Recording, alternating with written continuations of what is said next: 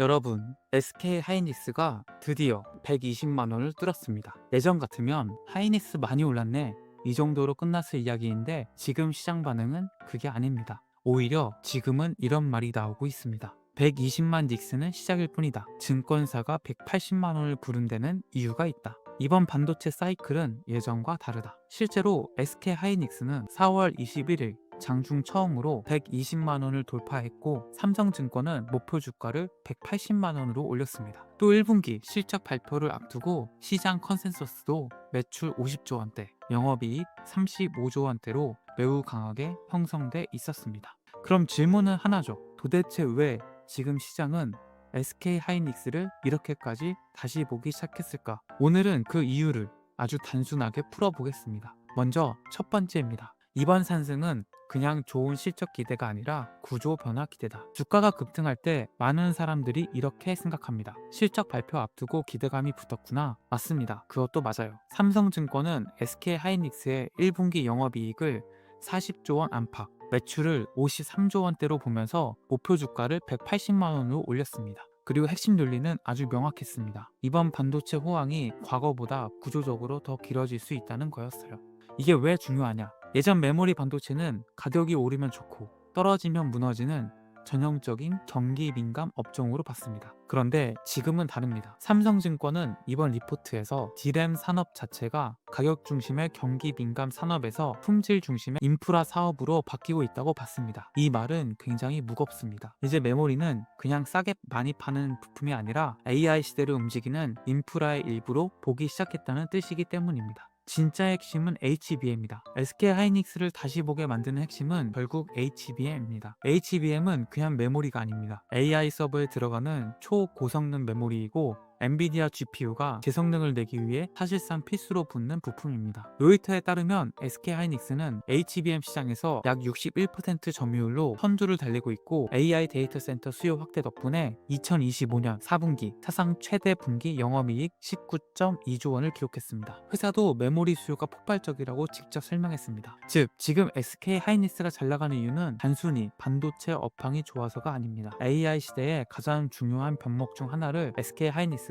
쥐고 있기 때문입니다. 이건 엄청난 차이예요. 예전엔 메모리 회사는 결국 사이클 탄다, 이 인식이 강했다면 지금은 AI 서버가 늘어날수록 하이닉스가 더 중요해지는 구조 아닌가? 이 질문으로 바뀌고 있는 겁니다. 그래서 시장은 실적보다 지속성을 보기 시작했다. 주가는 실적만으로 안 갑니다. 실적이 얼마나 오래 갈 것 같으냐로 갑니다. 이번에 삼성증권이 180만 원을 부른 이유도 당장 1분기 숫자가 좋다는 것 하나 때문이 아니에요. 핵심은 이번 호황이 짧지 않을 수 있다는 판단입니다. 삼성증권은 D램이 이제 가격 민감 상품이 아니라 품질과 공급 안정성이 중요한 인프라 성격으로 바뀌고 있다고 봤고, 하반기 이후 가격 상승폭이 둔화돼도 시장은 오히려 이익의 지속성을 더 믿게 될 수 있다고 설명했습니다. 쉽게 말하면 이겁니다. 예전에는 이번 분기 좋네, 근데 내년은 몰라, 이렇게 봤다면 지금은 이번 분기 좋고 내년도 좋고 생각보다 더 길게 갈 수 있겠는데, 이렇게 보기 시작한 거예요. 주가가 무서운 건 바로 이 지점입니다.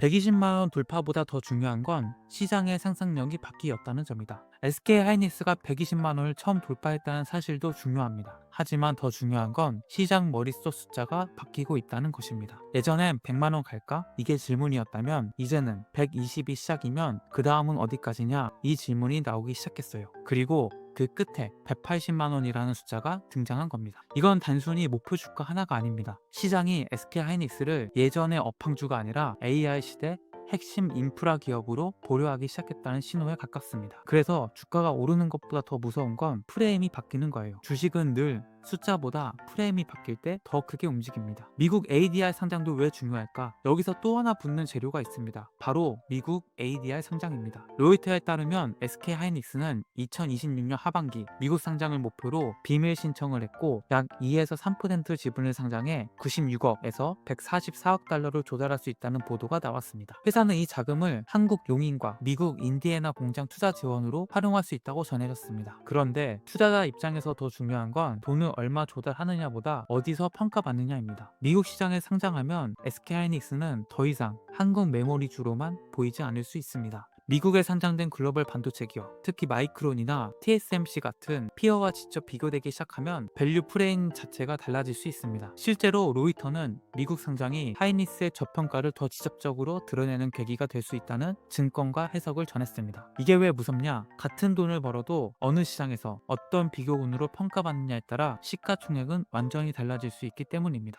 그런데도 아직 끝났다고 보기 어려운 이유. 여기서 많은 분들이 이렇게 묻겠죠. 이렇게 많이 올랐는데 이제는 너무 늦은 거 아니냐? 그 질문은 당연합니다. 그런데 시장이 아직 끝이 아니라고 보는 이유는 실적 추정치가 계속 올라가고 있기 때문입니다. 삼성전자 호실적 이후 한국투자증권은 SK하이닉스의 연간 영업이익 전망치를 216조 원으로 28% 상향했고, 로이터는 SK하이닉스 주가가 삼성전자 실적 발표 이후 15% 급등했다고 전했습니다. 즉, 주가가 먼저 과열된 게 아니라 실적 전망이 더 세게 올라오면서 주가가 따라가는 구조라는 거예요. 이 구조에서는 단순히 많이 올랐네로 끝나지 않습니다. 왜냐하면 시장은 지금 현재 가격보다 이 회사 이익 체력이 어디까지 갈 수 있는가를 보고 있기 때문입니다. 물론 리스크는 있다. 여기서 장밋빛 얘기만 하면 안 됩니다. 리스크도 분명합니다. 첫째, HBM 경쟁은 계속 치열해질 겁니다. 삼성과 마이크론도 추격하고 있고 HBM 점유율이 지금처럼 영원히 유지된다고 볼 수는 없습니다. 로이터도 경쟁 심화에 따라 향후 점유율이 일부 조정될 수 있다고 전했습니다. 둘째, 전통 메모리 수요가 가격 상승 때문에 둔화될 가능성도 있습니다. AI가 모든 걸 다 덮는 건 아니기 때문입니다. 셋째, 미국 상장은 기대를 키우지만